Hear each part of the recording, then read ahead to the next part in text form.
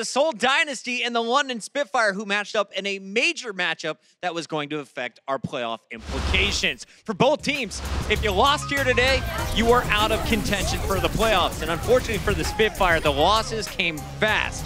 It was all Seoul Dynasty today, Brent. Yeah, it really was, wasn't it? And honestly, I've been dead impressed with the Seoul coming into this game because the predictions, you know, we all predicted London. I think that's a perfectly fine prediction to make.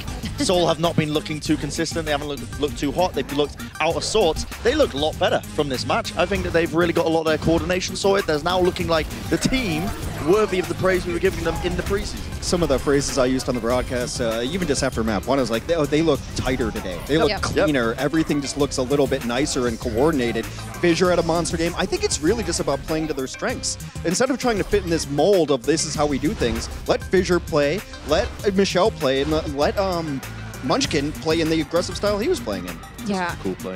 It just what really stuck out to me was those set plays they had. They had a lot of little gimmicky plays, a lot of little strategies, which require a lot of communication. So I'm happy to see this finally coming together for that very team. I was worried at the beginning that maybe Fissure is a little bit too much for the team. Maybe putting Jax in a place where he's not getting to shot call anymore might be an issue. But however they settled it, they did settle it, and it is showing.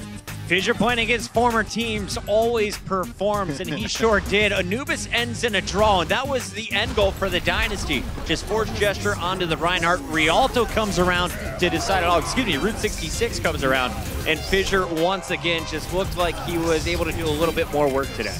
I mean, we can talk specifically about this match, but what I'm frightened of, because they did lock in after some results later today, they are in Stage 1 playoffs. They're a terrifying team to have to play in Stage 1 playoffs because they're just peaking at the right time. Yeah, it's almost like London, honestly, in Stage 1 last year. Do you remember that team? You know, where they just kind of had this massive peak in terms of their performance individually. I mean, they're now performing like the team that we said they were on paper. You look at this team, they are stacked from top to bottom, and now they're finally seeing their potential. So hats off to them. Props to Seoul Dynasty, and with that win today, Seoul Dynasty's Fissure, as we mentioned, is still perfect against all of his former teams. He's now 4-0 against the Spitfire.